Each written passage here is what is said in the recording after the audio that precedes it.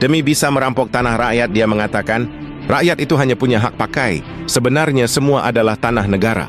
Lalu kemudian berkata lagi, dari mana jalannya tanah warisanmu? Emangnya mbahmu menciptakan tanah? Okelah, kita berikan pencerahan kepada mereka.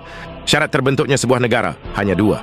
Satu, tanah atau wilayah. Dua, rakyat. Lantas di mana posisi pemerintah? Pemerintah itu awalnya tidak ada. Dan sebenarnya tidak perlu juga ada. Sebab pemerintah itu hanyalah sebuah organisasi. Apakah organisasi itu sangat penting? Jawabannya tidak juga. Apakah ketika sebuah organisasi bubar, maka rakyat mati? Jawabannya jelas tidak. Lantas bagaimana tiba-tiba bisa ada organisasi di tengah-tengah rakyat? Jadi ketika rakyat itu semakin banyak, maka mereka bermusyawarah untuk mempermudah kehidupan mereka, maka mereka membutuhkan para pembantu. Maka mereka sepakat membentuk sebuah organisasi dan mereka menggajinya. Itulah asal mula pemerintah. Jadi ibarat negara itu adalah rumah, maka rakyat adalah majikan. Dan pemerintah adalah pembantu alias asisten rumah tangga. Pertanyaannya, apakah pembantu rumah tangga itu perlu?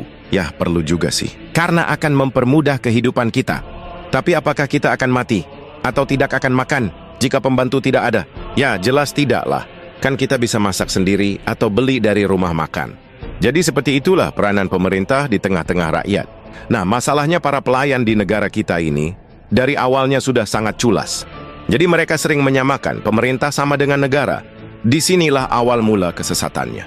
Sehingga mereka berpikir, berarti tanah negara adalah tanah pemerintah. Boom, hancur sudah kan? Mereka salah persepsi. Lalu kemudian menggunakan persepsi yang salah itu untuk mengklaim apa yang bukan miliknya. Jadi perlu Anda ketahui pemerintah dan negara itu berbeda. Oke, untuk meluruskan pemahaman mereka, kita akan pakai istilah Yunani. Sebab Yunani adalah pusat filosofi dunia, di mana hampir semua konstitusi negara-negara di dunia itu diadopsi dari filsafat Yunani. Jadi negara dalam bahasa Yunani disebut hora. Hora artinya adalah tanah, atau wilayah tempat tinggal manusia alias rakyat, kampung halaman atau negeri.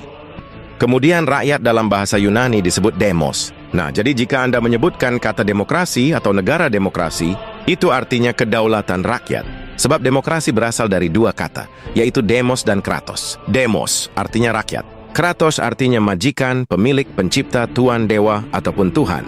Ini sejalan dengan filosofi Latin, yaitu vox populi, vox dei. Artinya suara rakyat adalah suara Tuhan, atau kehendak rakyat adalah kehendak Tuhan. Jadi ibarat negara adalah rumah, maka rakyat adalah penciptanya. Kemudian pemerintah di dalam bahasa Yunani disebut kivernisi. Artinya pelayan administrasi, ministri, ataupun pembantu rakyat. Pertanyaannya, bagaimana bisa pelayan yang digaji memerintah tuannya? Ini kan sudah sangat sesat.